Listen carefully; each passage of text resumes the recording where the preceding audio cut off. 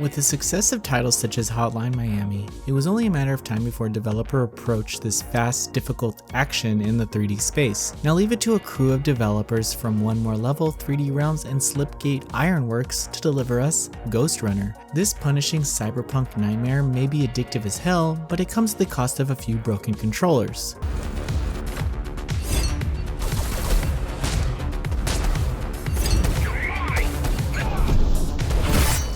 As fast as Ghostrunner is, it does slow down between areas to tell a story. As the Ghostrunner, players awaken without memories in an unknown place as a voice guides them through the opening section. The situation is explained that a tyrant known as Mara has nearly wiped out all of Earth's resources and humans are on their last leg. After saving the creator of these cybernetic advancements known as the Architect, there's another character introduced who is part of a group of human rebels. There's an interesting dynamic between her and the AI Architect, and they don't always share the same goal. While the player doesn't really choose who to follow, it seems like doing his best to save everyone is the only thing on his mind. I would have liked to see more choices being made during this narrative, such as whether to take on a task to save humans or to stay on the mission, but morality doesn't really play into this narrative. While the story segments are playing out, you're pretty much running through an obstacle course of wall jumps and zip lines to your next destination. I appreciate how the stages increase their difficulty. You'll catch on to it later, but in the beginning, they'll introduce elements that will get tougher the further you get. The most challenging part about these first sections is getting used to how the camera controls and the strange control inputs. Luckily, you can map controllers because I couldn't get used to the default option. After a few hours of parkour action, you'll begin to master these segments, and that's when some new element will be introduced, whether it's a slowdown ability or a limited upgrade such as fast movement or ninja stars. Then after a while of that, you'll hit some areas that combine each of these elements back to back, which is exceptionally fun as your muscle memory kicks in and you're flying through all the obstacles. However, there are some frustrating moments, such as when wall running doesn't respond or it's not explicitly clear where to go. Normally this wouldn't be an issue, but the game's emphasis on speed puts a magnifying glass on these areas. It's even worse when you get to the end of a section and then the last jump just doesn't flow with the entire run and you die and have to start back at a checkpoint. Each destination that you get to usually has a few enemies that you need to take out before you progress. Again, the game introduces more challenging enemies the further you get, and they vary enough to offer a challenge and not feel repetitive. Sure, you'll encounter multiple of the same enemy type, but the environment layouts make each area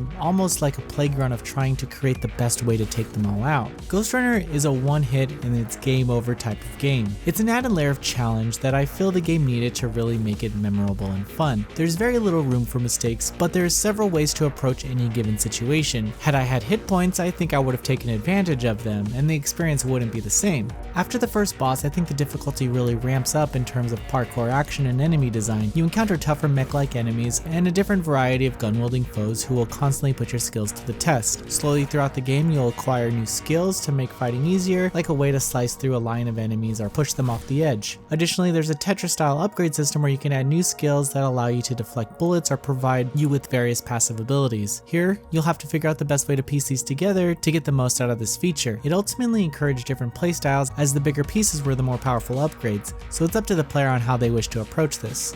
Ghostrunner is a beautifully styled game that looks and feels amazing. Responsive controls are everything in a title like this, and I was left with a more than positive experience. The environments are well designed for the most part, but they end up looking a little too similar. Even when you go outside into the city, everything all just kind of looks the same. I did like the Blade Runner influences in the skyline, but there weren't any significant scenery changes as the game kept true to its dreary cyberpunk color palette. Sound design and animation work were on point. I thought the voiceover was great, and the small touches added to make sure that you get to clearly hear the narrative, even if you die in the process, was a great addition. There are more than a few quality of life touches found, which go a long way with a game like this, such as an instant restart after death and multiple ways to approach situations.